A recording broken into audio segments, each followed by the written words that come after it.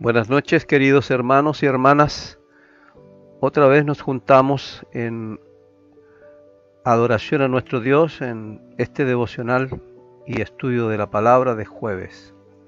Bienvenidos y bienvenidas a compartir un instante de que el Señor está permanentemente enseñándonos a nosotros y poder abrir las páginas de su maravilloso libro para sentir que somos el pueblo de ese libro.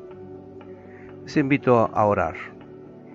Bendito Dios y Padre, invocamos tu presencia en esta hora para que estés con nosotros, Señor, en este culto, en este servicio, de la manera que lo hacemos, Señor, compartiendo a la distancia con nuestros hermanos, mas sabemos que tu Espíritu es tan maravilloso y poderoso que nos permite estar juntos, aún así, de la manera que estamos compartiéndolo.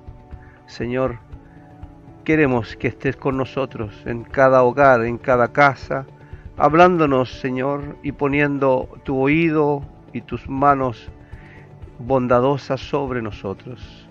Tu oído para escuchar nuestras plegarias en este día y nuestra adoración que lo hacemos en honor a ti, Señor. Ven, oh Padre, ven a nosotros y háblanos. Agradecemos todo cuanto haces por cada uno de nosotros. Agradecemos por la vida y por las fuerzas que nos das cada día. Oh Señor, gracias porque estás cerca. Gracias, Señor, por tu Hijo Jesucristo, que ha venido hasta nosotros para hablarnos y enseñarnos. Gracias por tu Espíritu Santo, dador de vida. En el nombre eterno de Jesús lo pedimos. Amén.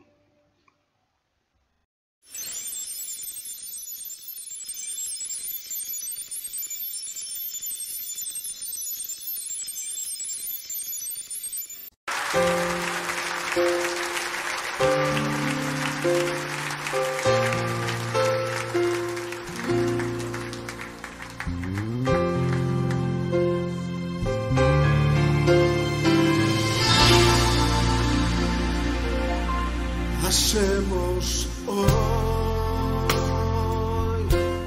ante tu altar un compromiso de vivir en santidad. Hacemos hoy ante tu altar un pacto de hombres que te quieren agradar.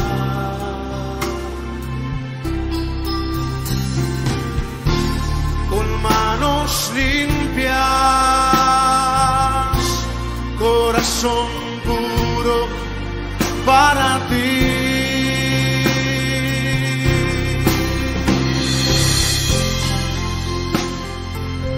Yo te invito en esta noche que tú hagas ese compromiso con Dios, de santidad, de agradarle a Él. Levanta tu voz. Hacemos hoy ante tu altar un compromiso de vivir en santidad. Hacemos hoy ante tu altar un pacto de hombres que te quieren agradar.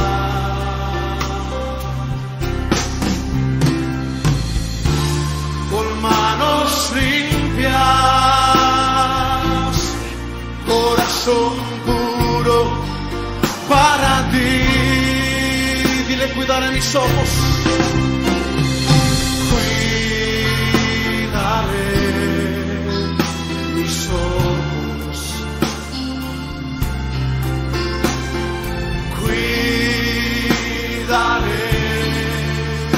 mis manos.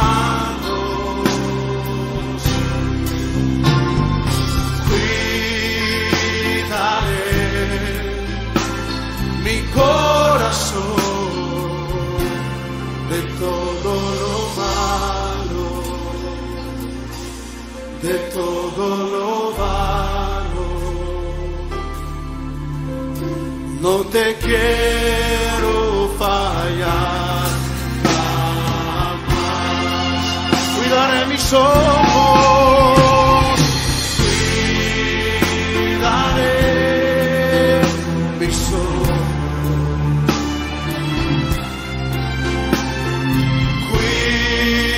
cuidaré mis manos,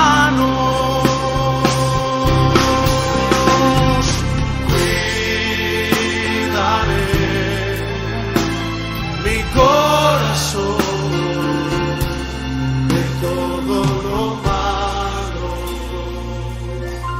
de todo lo malo.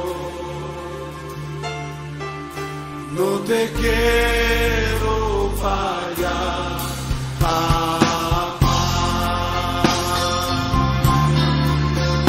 No te quiero fallar.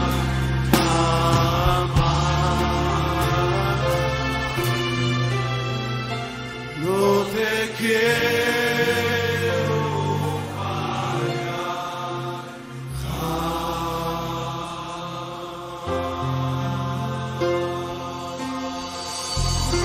Sí, Señor.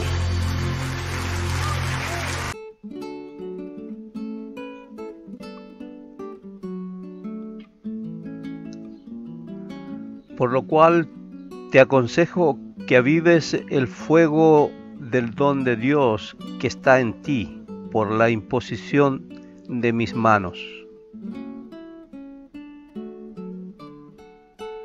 Porque no nos ha dado Dios espíritu de cobardía, sino de poder, de amor y de dominio propio.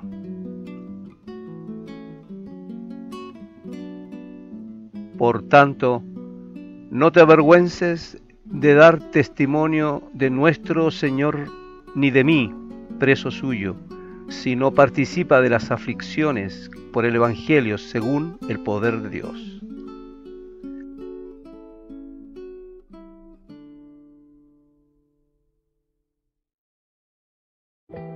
Oramos a nuestro Señor por nuestros pecados y faltas cometidas ante su presencia, en el nombre del Señor. Amado Dios y Padre, gracias por darnos este momento de intimidad contigo. Rogamos que tú nos ayudes, Señor, a superar nuestras faltas, nuestros pecados. Por la sangre preciosa de Cristo, lávanos. Cúbrenos, Señor, con tu presencia para que cada día podamos enfrentar la tentación. Líbranos del mal, Señor. Oh Dios Santo, cuán pecadores somos, te rogamos que tú nos hagas criaturas nuevas cada día. Permite, Señor, superar aquellas tentaciones que no logramos superar. Ayúdanos, Señor, a estar frente a ti con la cabeza en alto, siempre dignos y justos ante tu presencia. Borra nuestras rebeliones, Señor nuestro, y no nos apartes de ti. Bendícenos con tu presencia y tu perdón. En el nombre de Jesús, quien murió por nosotros y nuestros pecados. Amén.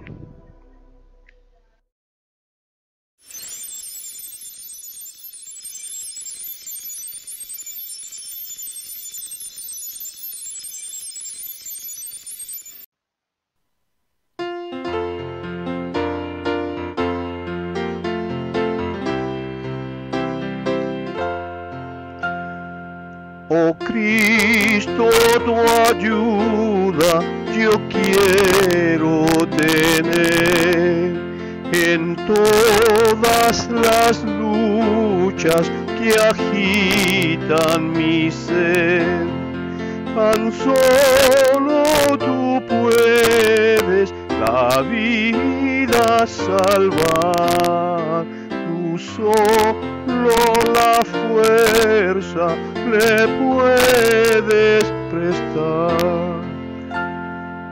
Oh Cristo, la gloria del mundo busqué, y ansioso mi vida vida y afán le entregué, y en cambio mi pecho tan solo encontró dolores y angustias que el alma sufrió.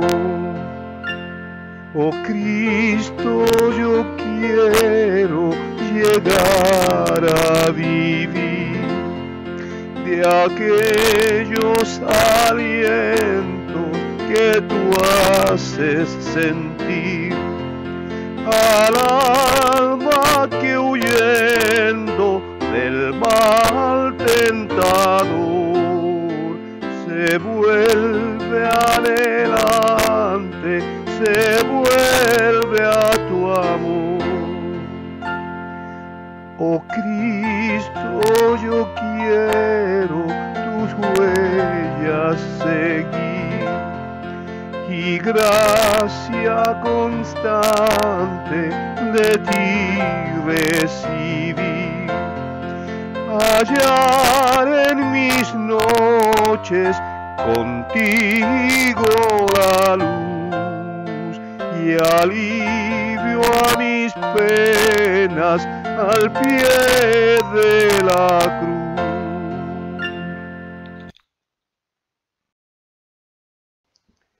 Hermanos y hermanas, la semana pasada hablamos de las cartas paulinas como un instrumento fabuloso e importante para la propagación del Evangelio.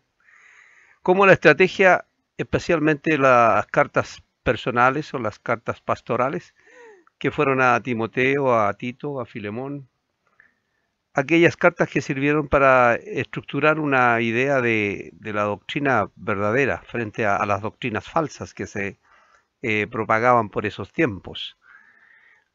Quisiera entonces hoy día continuar con este segundo capítulo, que también nos servirá para tomar un valor extra a las cartas que usualmente leemos, al mensaje de Pablo en sus cartas maravillosas que nos dan cuenta de lo hermoso que es tener claro sobre la doctrina del Dios verdadero. Como misionero, como Pablo, entonces tiene la tarea fundamental de explicar muy bien. Por lo tanto, este segundo desafío para nosotros, es cómo podemos también enseñar las cosas de Dios y su mensaje, su evangelio, a quienes nos siguen. ¿Qué tal, hermanas y hermanos? Este jueves entonces seguimos con nuestra manera de ver las cartas de Pablo, una manera distinta de estudiarla, de revisarla, repasarla y especialmente aprender de ellas, ¿cierto? Las cartas del apóstol Pablo han tenido sin duda un efecto fundamental en el sostenimiento de nuestra base doctrinal, y esto también dio un impulso a la iglesia misionera del primer siglo. No fueron escritas las cartas de Pablo sin una experiencia genuina de fe. Y estas cartas son el testimonio fiel de las vivencias de los primeros cristianos. Esto recordando las palabras del apóstol que decía a los cristianos en Corintio en el estudio de la semana pasada: ustedes son carta escritas en nuestros corazones, conocidas y leídas por todos los hombres, carta de Cristo, no con tinta, sino con el Espíritu del Dios vivo. Como cartas abiertas para los nuevos creyentes que fuimos cautivados por esas experiencias de fe y del testimonio que en ellos estuvo el mismo Espíritu de Dios. Este Espíritu les cambiaba, les transformaba, haciendo nuevos hombres y mujeres que se llamaron siervos y siervas y que aún hoy existimos, muchos más, como usted y yo, que continuamos en la obra de Dios. El texto que compartimos hace un rato en la segunda carta de Pablo a Timoteo, en el capítulo 1, versos 6, 7 y 8, Esto nos inspira para tomar de la intención del apóstol, de aprender de la intención que tuvo el apóstol para decir las palabras que le dice a Timoteo. Y esta sin duda de mucho valor, que son necesarias precisamente para los que están en la lid, para los que están sirviendo, para que los líderes de ese momento y las congregaciones de esos momentos, las iglesias que se conformaban entonces, les hacía bien. Era la palabra precisa, era la palabra optimista, llena de fuerza y especialmente palabra llena de poder. Pablo, en el comienzo de esta carta, la primera de Timoteo, resalta la relación con su amigo y reconoce el valor personal de aquel siervo que le es útil para la obra, haciendo mención precisamente de su crianza y de su fe no fingida. Esto nos aclara de la calidad de persona que es nuestro destinatario, verdadero y fiel siervo que le han encargado tan importante misión y una tarea especial que cumplir, en el nombre de Jesús. Seguro de los dones espirituales con que cuenta Timoteo, Pablo le encarga, a modo de consejo, 3 cosas. Que avives el fuego del don de Dios que está en ti. Dios no te ha dado espíritu de cobardía, sino de poder, de amor y de dominio propio. Y, tercero, no te avergüences de dar testimonio de nuestro Señor. Estos 3 consejos pueden ocuparnos en esta noche para que repasemos a la luz de la carta de Pablo este hermoso mensaje que tan bien nos hace a nosotros que intentamos vivir la iglesia de hoy. Primero, le dice Pablo a Timoteo, no dejes de avivar el fuego del don de Dios que está en ti, como una manera de animarles, una manera coloquial, pero a la vez precisa respecto del fuego del don de Dios, que lo declara él de esta manera: está en ti el don de Dios que te ha dado, ¿cierto?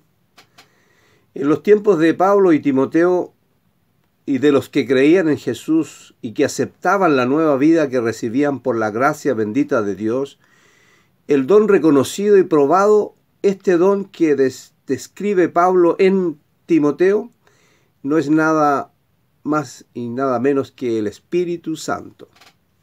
Algo que todo el Nuevo Testamento se preocupa de anunciar y de instalarlo como la fuerza que mueve todo el inicio y la extensión de la misión de la iglesia, ¿cierto?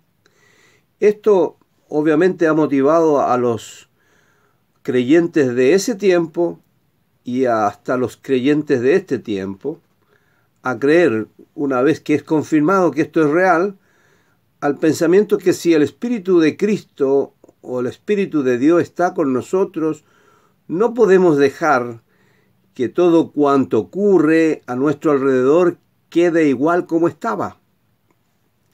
El Espíritu Santo es una fuerza transformadora en todos los sentidos, a partir de nosotros.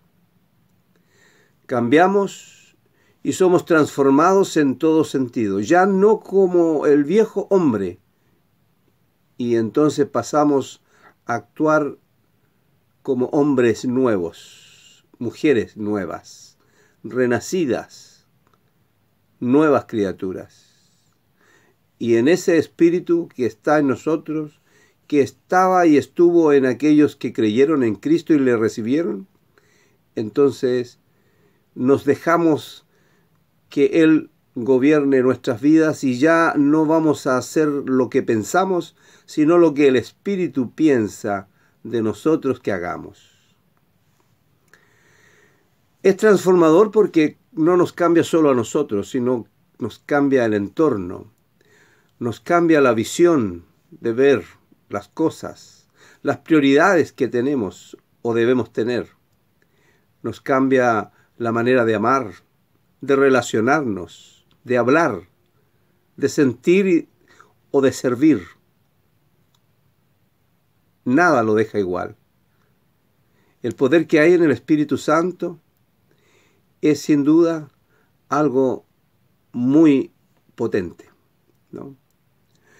Y cuando Pablo le habla como un consejo de que avives este don maravilloso que está en nosotros, podríamos preguntarnos qué significa entonces avivar el fuego del don que está en nosotros. ¿Cómo podemos hacer eso? ¿Has echado leña al fuego? ¿Atizas el fuego cada vez que sea necesario? Cada vez que preparas un fuego, echas mejor leña para que la combustión sea mejor. En el concepto que tenemos entonces de avivar el fuego del don que está en nosotros, esto involucra adorar a Dios, escudriñar las Escrituras, orar a Dios, servir a Dios, amar a Dios, etcétera, etcétera. Todos estos son ejemplos de la manera que podemos avivar el fuego del don de Dios para seguir siendo siervos y siervas con obediencia y humildad, con respeto y compromiso en la obra, con decisión y particularmente con amor, porque es a Dios a quien servimos. La imposición de manos referida por Pablo en el versículo 6 nos da la idea de que se trata de un acto de fe que hasta el día de hoy mantenemos como un rito esencial en la ordenación y consagración de los siervos que deciden seguir y dedicarse a la obra pastoral. Sin embargo, no es con un sentido cúltico, ¿cierto? Ritualístico, sino es lo que Dios pone y queda allí de tal manera sellado en nosotros como el don que recibimos de Dios. Es porque así se hacen las cosas cuando son de Dios. Pablo deja constancia de que impuso las manos sobre Timoteo y que tales dones son transmitidos por aquellos que reciben don del cielo y que podemos confiar en que la imposición de manos, que es Dios mismo como un medio de gracia para que nosotros podamos confiar en ello, ¿no? Y así disponernos para las cosas de Dios. Sabiendo que son cosas de Dios, nuestra disposición siempre es distinta, es otra.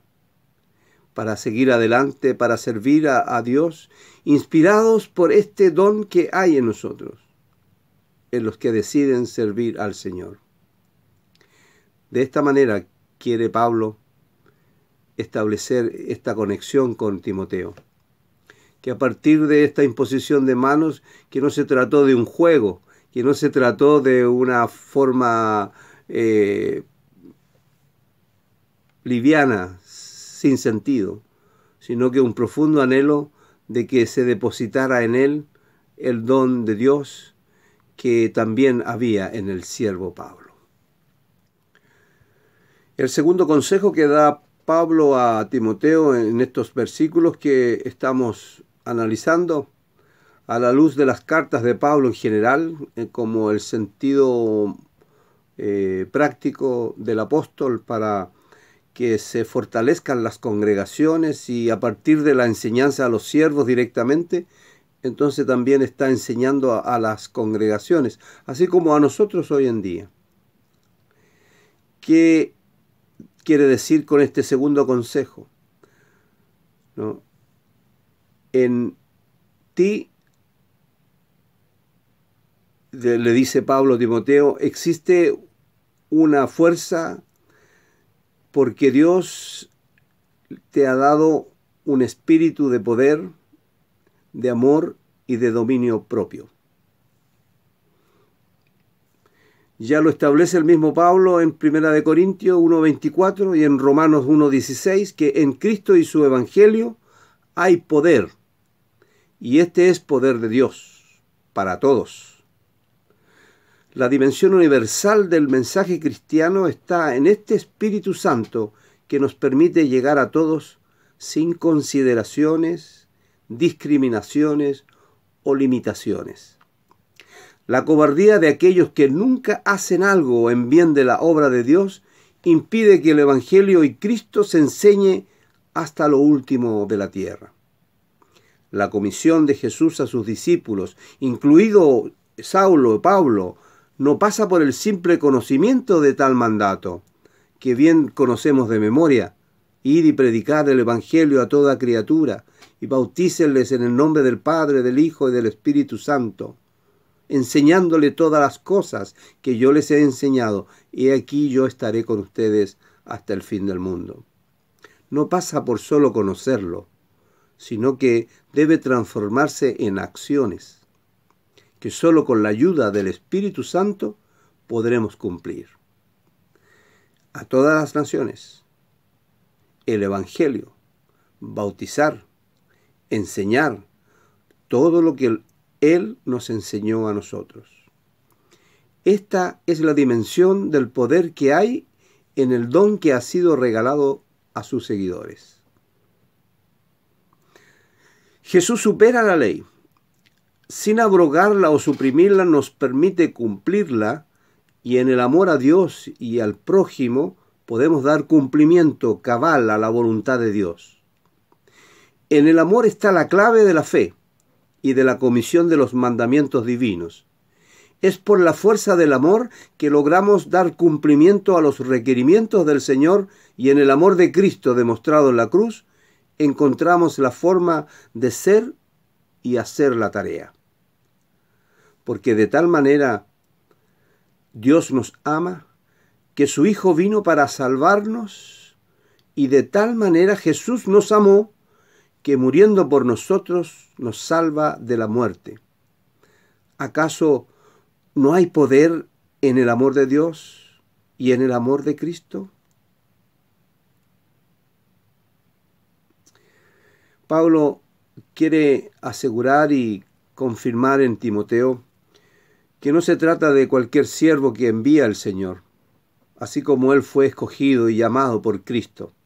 Y tal como usted y yo somos llamados, ninguno es igual a otro, pero tenemos un valor y hay que descubrirlo. En estas cartas yo también me descubro.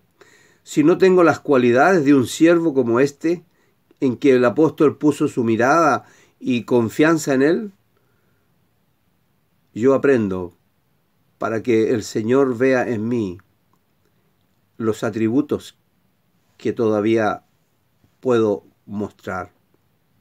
En cualquier tarea que realizamos son necesarios los atributos que tenemos como propios, y aquellos los disponemos al máximo para cumplir la tarea. En el caso del mandato de Dios para todos quienes desean servirle, Pablo nos recuerda que el fruto del Espíritu que llamamos dominio propio o templanza es el atributo principal para ir a cumplir las tareas de la obra de Dios.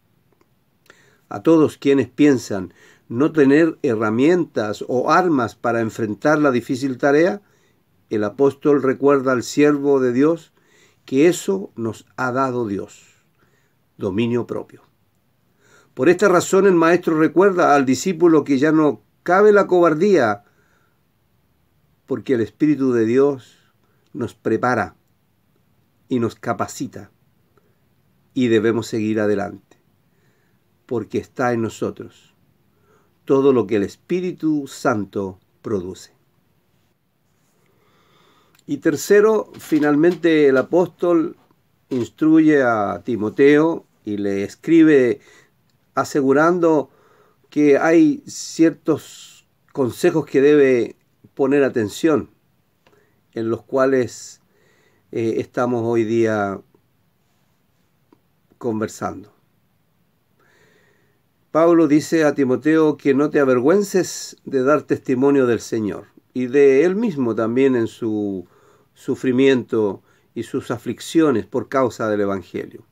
Pero pongamos nuestra mirada en cómo podemos evitar avergonzarnos nosotros de dar testimonio de Cristo, que es nuestro principal testimonio, nuestra principal palabra que damos a otros, que es nuestro principal mensaje que anunciamos. En verdad, nunca, jamás debe avergonzarles el Evangelio. Los tiempos de Pablo y de Timoteo, junto a las congregaciones de estos nuevos cristianos, eran difíciles y muy complicados en esos tiempos para desarrollar una tarea evangelística. En esos años, la iglesia misionera hizo frente a distintas situaciones de orden doctrinal y que tenían referencia a la verdadera fe. Todos defendían sus posturas religiosas, especialmente entre ellos mismos. Las falsas doctrinas eran el pan de cada día. Muchos no entendían el mensaje de Jesús y se iban tras sus propias ideas o maneras de creer. Otros tantos defendían sus convicciones en calidad de judíos y otros como griegos o helénicos. En fin, se daba una suerte de caos religioso y doctrinal. Jesús en su tiempo no tuvo el ánimo de poner esto en discusión, cuál era la verdadera fe. Él aplicó su presencia en medio de estas divergencias, confusiones, luchas de poderes, ideas y convicciones religiosas distintas, maneras de adoración o de creer o de llevar la ley o de cumplir la ley. Él predicó sobre el reino. Y como no tuvo el ánimo de separar a su pueblo, sino de unirlos, de llamarles, de que se arrepintieran, de que se convirtieran a Dios, tal cual profeta lo hizo en tiempos antiguos. Los apóstoles también mantuvieron esta metodología o este propósito de enseñar las cosas como Jesús las enseñó. Especialmente Pablo buscó poner el Evangelio de Jesús como su primer mensaje, o puso a Jesús como el principal mensaje. Es así como fue entregado el mensaje de Cristo en el principio. El anuncio del reino de los cielos, que fue la predicación de los primeros cristianos, luego siguió la predicación del señorío de Cristo como el Mesías esperado. Después, inmediatamente después, se predicó de la resurrección de Cristo, que por el poder del Padre había sido resucitado. Y también se predicó, casi al final del primer siglo, el regreso del Cristo, el sentido de su vuelta. A estas ideas entonces Pablo valora la preparación de Timoteo, porque era un siervo muy preparado en la palabra, y le anima a seguir enseñándola. Lo vemos en las 2 cartas que le escribe. En la palabra está la fortaleza de Timoteo, como lo estuvo en él como fariseo, como fue enseñado por el gran Gamaliel. Y junto con esto entonces comienza a gestarse un nuevo sentido para comprender las cosas a los nuevos creyentes, para comprender el cumplimiento de la palabra que habían escuchado tanto tiempo atrás, de las promesas que se cumplen, las promesas que antes, como dice el Evangelio, que fue la palabra, fue el Logos, ahora se vio el cumplimiento de tal palabra. Y esa palabra, ese verbo que se hizo carne, comienza entonces a dar explicación a lo que anhelaban muchas personas conocer. ¿Cuándo sería eso? Y se estaba cumpliendo. Por lo tanto, un nuevo sentido de la vida, un nuevo sentido de la muerte, un nuevo sentido de la cosmovisión, de la comprensión de todo el entorno a partir de Cristo. Un orden nuevo en el mundo y una mejor manera de adorar a Dios. Una nueva comprensión de las cosas. Quizás no más fácil, sino la correcta forma de entender las cosas en las que iluminaba a Dios. Todo esto fue una fortaleza en realidad de la iglesia, porque esto ayudó a aclarar especialmente en las ideas divergentes y contradicciones religiosas, especialmente de la injerencia de los pensamientos helénicos, griegos, y las filosofías extrañas y doctrinas extrañas que el romanismo también, el imperio, trataba de enseñar.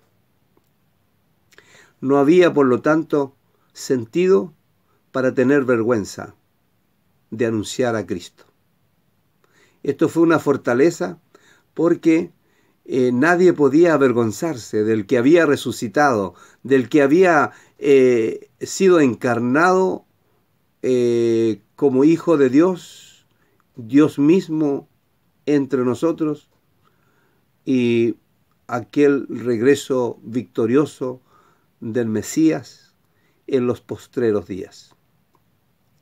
No había razón para tener vergüenza o de sentirse incómodo, de sentirse incomprendido, por muy difícil que fueran las palabras que debían decir, porque en Cristo se cumplía la esperanza del pueblo, porque Cristo daba cumplimiento a todo cuanto creía el hombre o cuanto no creía, cuanto no había hecho el hombre frente a Dios. Porque en Cristo encontraban salvación del pecado y la muerte. Renacían las nuevas expectativas en medio de una tiranía, la invasión, en medio de los poderes de muerte y destrucción. Podían comenzar una nueva etapa. Eran al fin reconciliados con Dios. Esto era razón para levantar la cabeza y confiar plenamente en aquel que les enviaba. Pablo muchas veces fue golpeado y muchas veces fue castigado injustamente, encarcelado, insultado, perseguido. Y como les enseña a los filipenses, así como Cristo no consideró ser Dios, sino padeció la muerte y muerte de cruz. Y no echó mano Jesús de sus atributos de Dios, sino que se hizo hombre y escogió la muerte. Por lo tanto, esto debía sentirle seguro, hacer sentir seguro a cualquiera que hablara de Cristo. Y es la proposición entonces en esta noche que nosotros, en el nombre de Cristo, jamás sintamos avergonzarnos de hablar de Él. Porque la vergüenza a veces puede ser producto de una situación del carácter de la persona, de la poca facilidad para hablar, para expresarse, de comunicarse, de relacionarse. Pero usted puede hacerlo a la manera suya, jamás avergonzarse. Jamás tenga vergüenza de hablar de Cristo. Jamás piense que esto es absurdo o que es fantasioso o que nadie lo puede entender. Sí, lo entienden muchas personas. Hay muchos que no entienden las cosas porque no quieren recibir a Cristo. En estos 3 consejos, entonces el apóstol al siervo Timoteo lo instruye para ir a prepararse para la gran tarea. Pregunto finalmente, ¿estás dispuesto para ir a realizar la tarea que Dios te encomienda? Recuerda que debes avivar el fuego del don que está en ti. No tengas temores. Llénate de dominio propio, que es un don del Espíritu Santo. Y jamás te avergüences de predicar a Cristo. Dios nos ayude siempre.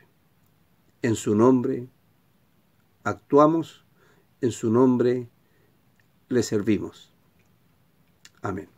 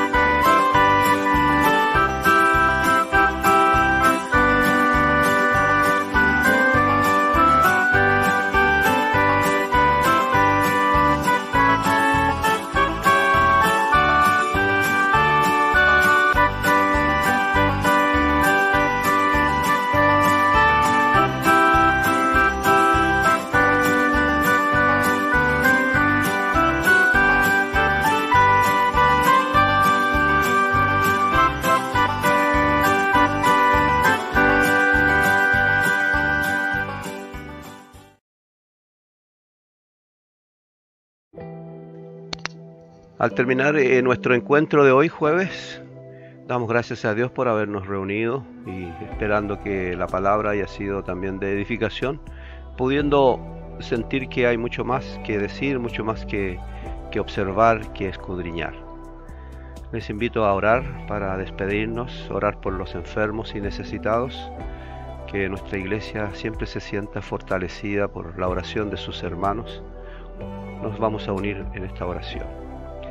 Buen Dios y Padre, gracias por darnos tantas cosas que no merecemos, por tu perdón, por la palabra que nos has regalado, por sentirnos unidos a través de este medio, que todos nuestros hogares, nuestros hermanos y hermanas están también sintiendo que nos debemos unos a otros, que esta invitación a hacer cartas escrita por Cristo con su sangre en nuestras vidas sirva para otros, para que se sientan fortalecidos, para que puedan sentir que la mano tuya, Dios Santo, les toca, les levanta. Oramos por nuestros hermanos y hermanas enfermas y enfermos.